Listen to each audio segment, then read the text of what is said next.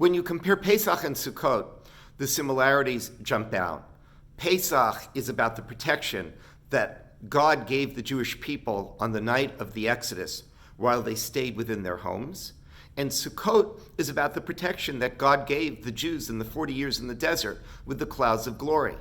Pesach is about remembering the difficulties and the bitterness of 400 years of slavery.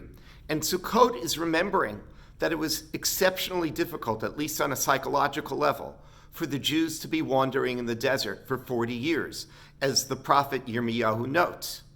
But then there's a powerful contrast. Pesach is about matzah.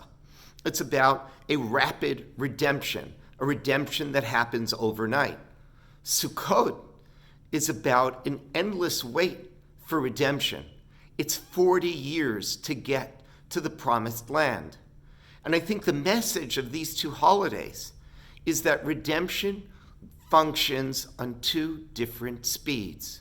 There are immediate redemptions and there are slow motion redemptions. And both of them are interwoven into our lives. During the Yom Kippur War of 1973, which started out as a terrible defeat for the Israeli army, and there were moments in which there was a worry that perhaps the state of Israel would be overrun by its enemies. During this Yom Kippur War, Yehuda Avner describes how Golda Meir went up to the Golan Heights and went to visit the troops. The Golan Heights was the site of some of the worst battles of the Yom Kippur War, and she was actually near an area that is known as Emek HaBacha, the Valley of Tears, because so many Israeli soldiers lost their lives.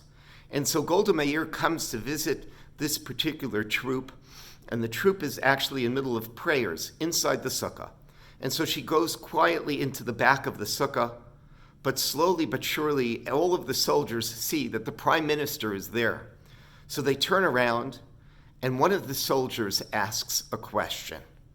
He turns to Golda Meir and says, "My father died fighting in the 1948 War of Independence. My uncle died in the 1956 Sinai campaign. My brother lost his arm in the Six-Day War just 6 years ago. And now here, my best friend perished in battle right here in Emek HaBacha."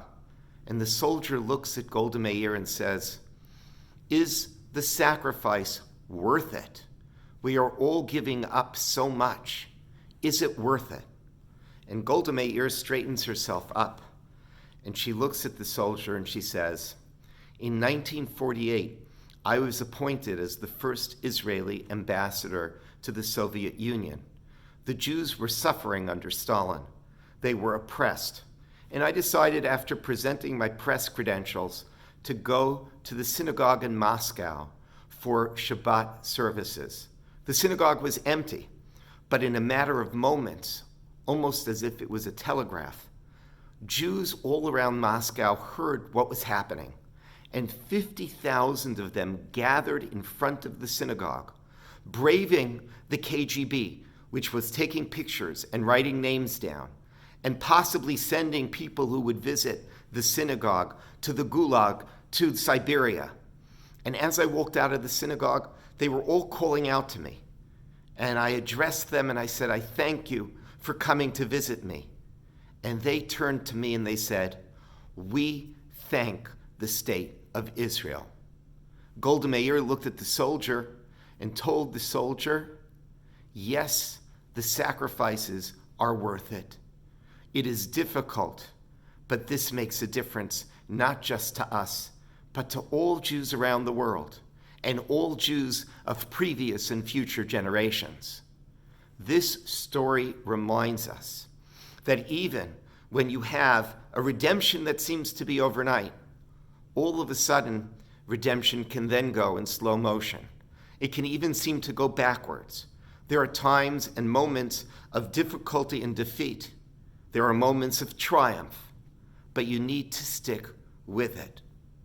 We are entering a Sukkot in a period of time where it truly feels like we're waiting for 40 years in the desert to get into the promised land. And God willing, by Pesach, we will actually have that rapid redemption. But as we wait for a slow motion redemption, we have to remember that it requires courage, resilience, and patience. Chag Sameach.